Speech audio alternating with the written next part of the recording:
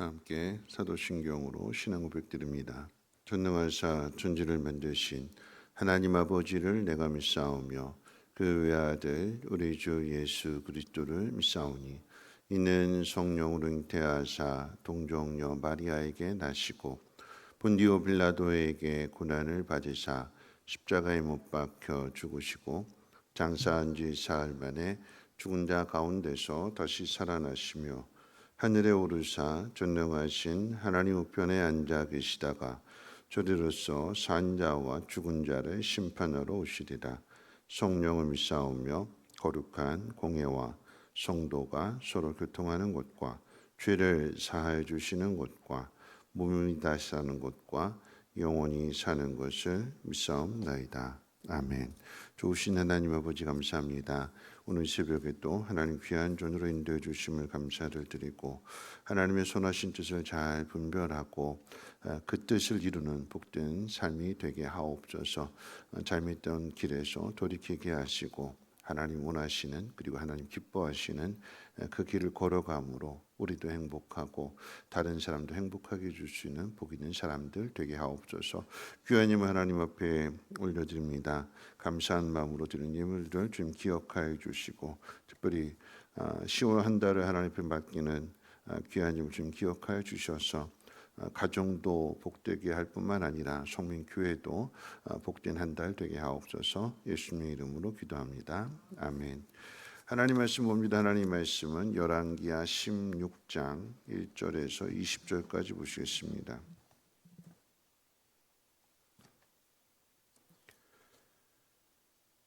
열왕기하 16장 1절에서 20절까지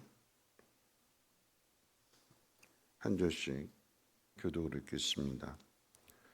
르말레 아들 베가 제17년에 유다의 왕 요담의 아들 아하스가 왕이 되니 아하스가 왕이 될 때에 나이가 20세라 예루살렘에서 16년간 다스렸으나 그의 조상 다윗과 같지 아니하여 그의 하나님 여호와께서 보시기에 정직히 행하지 아니하고 이스라엘의 여러 왕의 길로 행하며 또 여호와께서 이스라엘 자손 앞에서 쫓아내신 이방 사람의 가증한 일을 따라 자기 아들을 불 가운데로 지나가게 하며 또 산당들과 작은 산 위와 모든 푸른 나무 아래에서 제사를 드리며 분향하였더라. 이때 아람의 왕 르신과 이스라엘의 왕 르말레 아들 베가가 예루살렘에 올라와서 싸우려 하여 아하스를 에워쌌으나 능히 이기지 못하니라. 당시에 아람의 왕 르신이 엘랏을 회복하여 아람에 돌리고 유다 사람을 엘랏에서 쫓아내었고 아람 사람이 엘랏에 이르러 거기에 거주하여 오늘까지 이르렀더라. 아하스가 아수르 왕 디글렛필레셋에게 사자를 보내 이르되 나는 왕의 신복이 왕의 아들이나 이제 아람 왕과 이스라엘 왕이 나를 치니 청하건대 올라와 그 손에서 나를 구원하소서 하고 아하스가 여호와의 성전과 왕궁 곳간에 있는 은금을 내어다가 아수르 왕에게 예물로 보냈더니 아수르 왕이 그 청을 듣고 곧 올라와서 다메섹을 쳐서 점령하여 그 백성을 사로잡아 기르로 옮기고 또 르신을 죽였더라. 아하스 왕이 아수르의 왕 디글라필레셀을 만나러 다메섹에 갔다가 거기 있는 제단을 보고 아하스 왕이 그 제단의 모든 구조와 제도의 양식을 그려 제사장 우리아에게 보냈더니 아하스 왕이 다메섹에서 돌아오기 전에 제사장 우리아가 아하스 왕이 다메섹에서 보낸 대로 모두 행하여 제사장 우리아가 제단을 만든지라. 왕이 다메섹에서 돌아와 제단을 보고 제단 앞에 나아가 그 위에 제사를 드리되 자기의 본제물과 소제물을 불사르고 또 전제물을 붓고 수은제 짐승의 피를 제단에 뿌리고 또 여호와의 앞 곧 성전 앞에 있던 놋제단을 새 제단과 여호와의 성전 사이에서 옮겨다가 그 제단 북쪽에 그것을 두니라. 아하스 왕이 제사장 우리아에게 명령하여 이르되 아침 본제물과 저녁 소제물과 왕의 번제물과 그 소제물과 모든 국민의 번제물과 그 소제물과 전제물을 다 이 큰 제단 위에 불사르고 또 번제물의 피와 다른 제물의 피를 다 그 위에 뿌리라. 오직 놋 제단은 내가 주께 여쭐 일에만 쓰게 하라 하매 제사장 우리아가 아하스 왕의 모든 명령대로 행하였더라. 아하스 왕이 물두멍 받침의 옆판을 떼내고 물두멍을 그 자리에서 옮기고 또 놋바다로 놋소 위에서 내려다가 돌판 위에 그것을 두며 또 안식일에 쓰기 위하여 성전에 건축한 낭실과 왕이 밖에서 들어가는 낭실을 아수르 왕을 두려워하여 여호와의 성전에 옮겨 세웠더라. 아하스가 행한 그 남은 사정은 유다 왕 역대 지략에 기록되지 아니하였느냐? 아하스가 그의 조상들과 함께 잠에 다윗성에 그 열조와 함께 장사되고 그의 아들 히스기야가 대신하여 왕이 되니라. 아멘. 오늘은 이제 유다 왕 아하스에 대한 이야기입니다. 열왕기상하에서 왕들에 대한 평가를 내릴 때 자주 사용하는 단어가 이제 길이라고 하는 단어이죠. 유다 왕 아하스는 다윗의 길을 가지 않고 북이스라엘의 여로보암의 길을 갔다고 평가하고 있습니다. 이 길이라고 하는 것은 사전적인 의미에서 계속 밟고 다녀서 뚜렷하게 생겨난 면적이나 방향을 의미합니다. 그러니까 누군가 걸어간 그 방향을 따라서 지속적으로 걸어가게 될 때에 길이 나게 되는 거죠. 넓게 보면 여로보암이 간 길을 다른 왕들이 계속해서 따라가서 생긴 길인 것이고, 또 좁게 본다면 개인의 삶에 있어서 잘못된 행동을 계속해서 반복하게 되니까 그게 이제 길이 되는 거죠. 이 아하스 왕의 잘못된 행동은 우상 숭배입니다. 계속해서 반복되는데 산당과 작은 산과 모든 푸른 나무 아래에서 그 우상에게 제사를 지내게 됩니다. 모든 푸른 나무라고 하는 것은 전국 방방곡곡에서 우상 숭배가 만연해져 있음을 알 수 있습니다. 우상 숭배를 하는 이 유다를 하나님이 도와주실 리가 없지요. 하나님을 버리고 우상을 선택했으니까 그래 네 마음대로 한번 네 좋은 대로 한번 살아봐라. 그러면 이제 어려움 당하게 되는 거죠. 어려움을 당하게 되면 돌아서야 되는데 그런데 미련한 사람은 깨닫지 못하고 계속 미련한 짓을 반복하는 것이고 그래서 그 미련한 길을 가게 되는 거죠. 아하스의 이 미련한 길은 두 가지로 생각해 볼 수 있는데 첫 번째는 이제 북이스라엘과 아람 나라가 연합해서 이 유다를 칩니다. 그럴 때에 하나님을 찾지 않고 아수르의 디글랏빌레셀을 찾아가서 우리 좀 도와달라고 부탁을 하지요. 7절 말씀 가운데 보면 이렇게 기록되어 있어요. 아하스가 아수르 왕 디글렛빌레셀에게 사자를 보내 이르되 나는 왕의 신복이요 왕의 아들이라 이제 아람 왕과 이스라엘 왕이 나를 친히 청하건대 올라와 그 손에서 나를 구원하소서. 자신을 아수르 왕의 충성된 종으로 고백하고 또 그 왕의 아들로 고백을 합니다.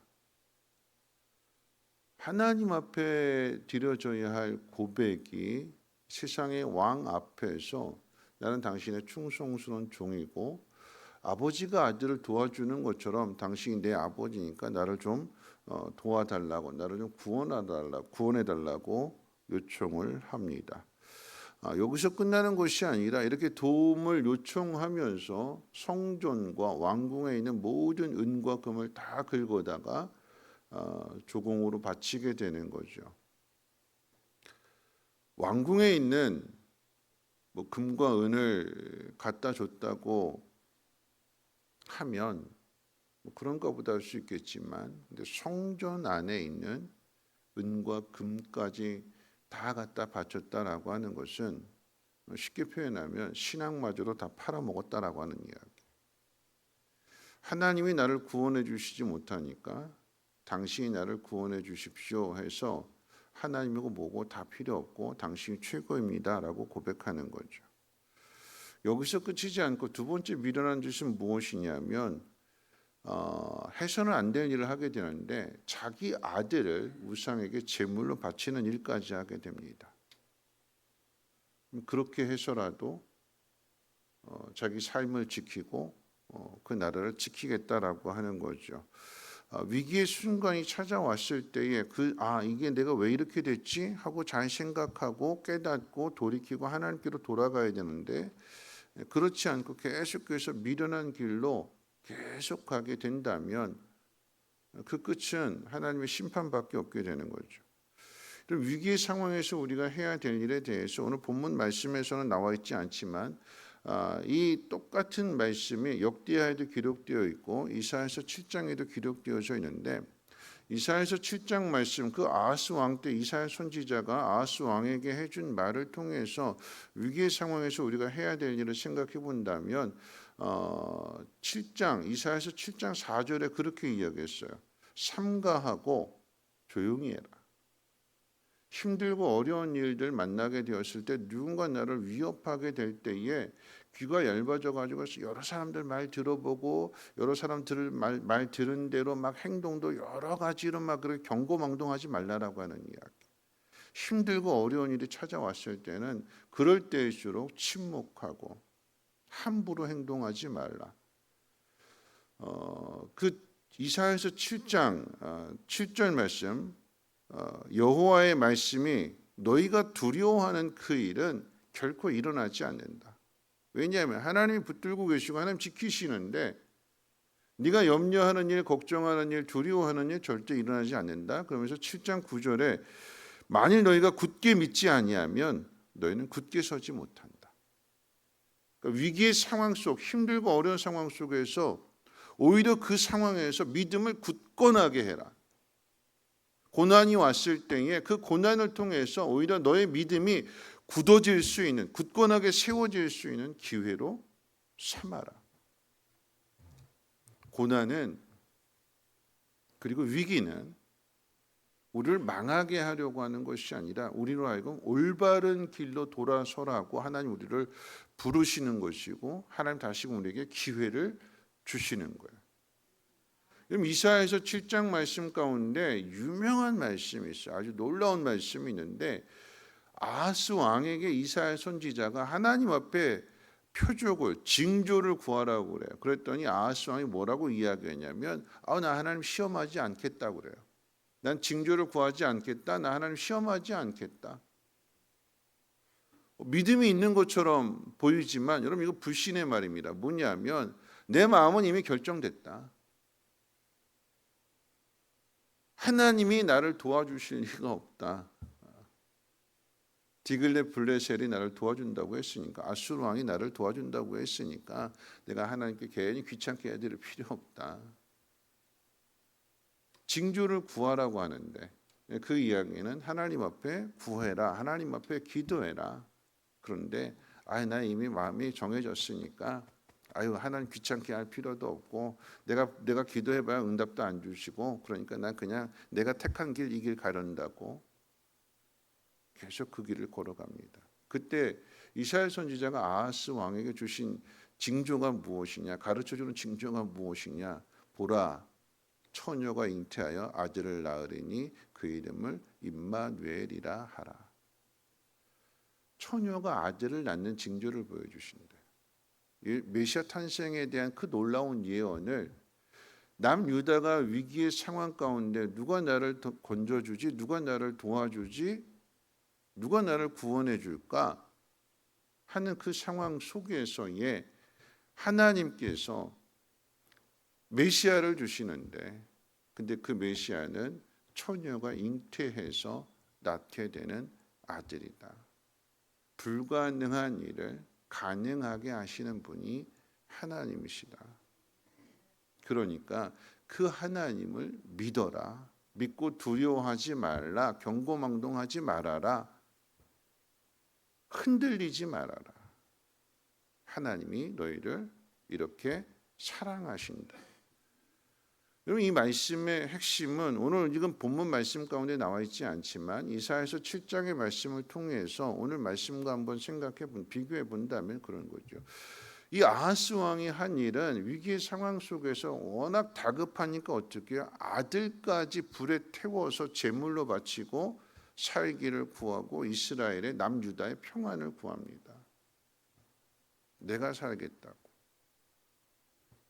아들을 불에 태워 죽이는 거예요. 여러분 이거 세상입니다. 여러분 세상에 대한 이야기가 아니라 하나님 믿는 사람도 이렇게 할 수 있다라고 하는 거죠. 우리가 의지하고자 하는 세상, 그 세상은 우리에게 희생을 요구하게 되는데 그 희생이 무엇이냐? 네 아들 바쳐라. 그럼 내가 너 도와줄게. 네가 가지고 있는 거 다 긁어 모아와라. 음이든 금이든 다 가지고 와라. 그럼 내가 너를 도와줄게. 그런데 하나님은 오늘 이 상황 속에서 아하스 왕이 뭐라고 말씀하시냐면 내가 내 아들을 너에게 준다. 내 행복을 위해서 너에게 아들을 주는 것이 아니라 내가 너를 건져내기 위해서 내가 너를 사랑한다라고 하는 것을 보여주기 위해서 내가 너에게 내 아들을 보내줄 거다. 왜 우리가 하나님을 믿어야 되는가? 왜 우리가 세상의 길을 버리고 하나님을 선택해야 되는가 하는 것은 하나님은 자신의 아들을 내어주시기까지 우리를 사랑하신대요. 오늘 본문의 상황은 아수르 왕이 그 금, 은 받고 와서 그래서 이 남유다를 아하스 왕을 건져낸 것처럼 보이지만 하나님께서 뭐라고 말씀하셨는가 하면 그들이 북이스라엘 왕과 아람 왕이 쳐들어와서 이 나라를 집어삼키려고 하는 일은 절대 일어나지 않는다. 하나님이 붙들고 계시기 때문에 눈에 보여지는 것은 자기가 모든 걸 다 갖다 바쳐서 아수르 왕이 도와주는 것처럼 보여지지만 실상은 하나님이 말씀하신 그대로 여기서 끝나는 것이 아니라 너희들이 계속해서 잘못된 길을 걸어간다 할지라도 하나님은 아들을 통해서 악을 선으로 바꿔주시는 하나님이시고 우리를 건져주시고 구원해주시는 하나님이신 것을 믿으라고 고난의 상황 속에서 위기의 상황 속에서 아니 죄악이 가장 가득한 그곳에서 약속의 말씀을 주시는 것입니다. 말씀을 마칠 텐데요. 우리가 행해야 될 일은 무엇이냐면 하나님 말씀을 붙드는 거죠. 오늘 이 아하스 왕은 마음이 세상으로 가버렸어요. 세상으로. 하나님의 도우심보다도 하나님 앞에 기도하는 것보다도 마음이 이미 세상으로 가 있다 보니까 뭐가 더 크게 보이게 되느냐? 세상이 더 크게 보여요. 하나님은 작게 보이고 세상의 도움이 더 크게 보이게 되니까 기도가 작게만 느껴지게 되는 거예요. 구해라, 기도해라. 그러면 아들을 내어주시는 처녀가 잉태해서 아들을 낳게 되는 이 놀라운 일을 행하시는 분이 하나님이신 것을 네가 알게 될 거다. 그런데 어떻게 해요? 마음이 이미 세상으로 가 있다 보니까 세상이 더 크게만 보이고 하나님의 성전은 작게만 보이게 되는 거죠. 마음이 이미 세상의 왕에게로 향해 있다 보니까 내가 거기 모든 걸 다 갖다 바쳐버리고 나니까 하나님 말씀이 되게 작게만 느껴지게 되는 거죠. 이거 뒤집는 거예요. 뒤집는 거. 위기의 상황에서 회복되는 게 이걸 뒤집는 거예요. 세상이 작게 보이고 하나님이 크게 보이고 왕의 말이 크게 보이는 것이 아니라 하나님 말씀이 더 크게 보이게 되는. 여러분 이 왕은요, 아하스 왕은요, 이 다메섹에 있는 이 아수르 왕 이 아수르의 우상 제단을 보고 야 이거 참 웅장하다 크다 우리도 이렇게 만들어야겠다 하고는 하나님의 성전을 바꿔요. 세상 따라가는 거죠.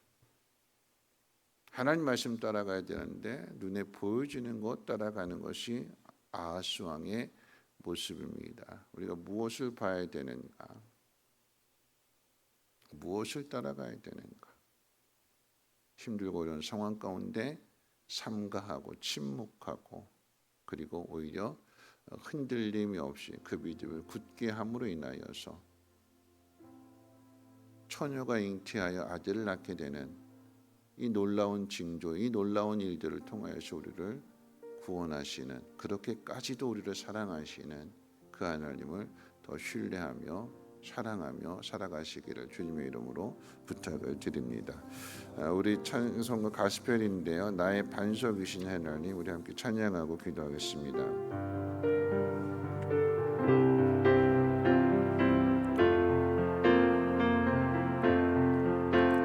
나의 반석이신 하나님, 행하신 모든 것 완전하시나,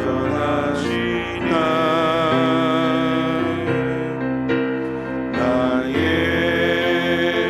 생명 되신 하나님, 내게 행하신 일 찬양합니다.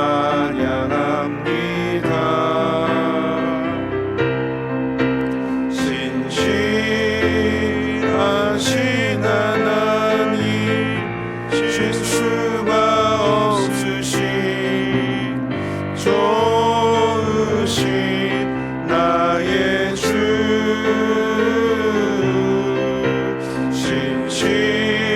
신실하신 하나님, 실수가 없으신 좋으신, 다시 한번 고백합니다. 나의 반석이신 하나님, 나의 반석이신 하나님, 행하신 모든 것 완전하시네, 나의 생명 되신 하나님, 내게 행하신 이 찬양합니다.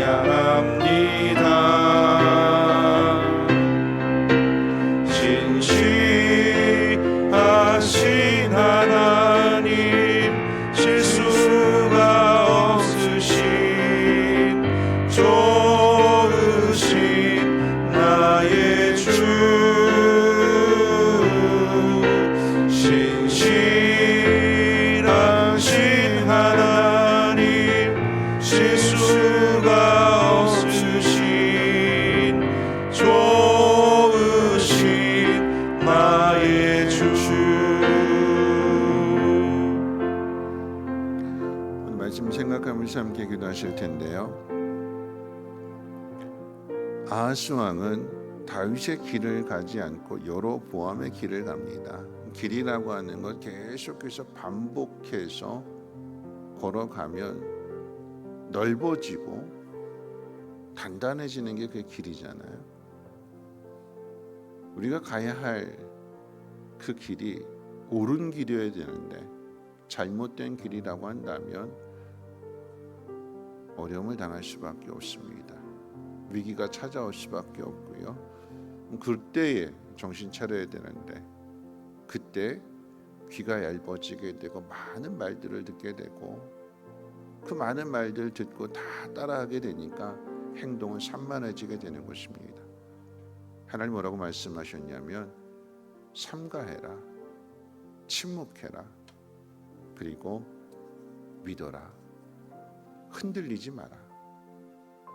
하나님은 처녀가 잉태하여 아들을 낳고 그 아들을 통해서 우리와 함께 하시고 우리를 건져주시는 분이 하나님이시다.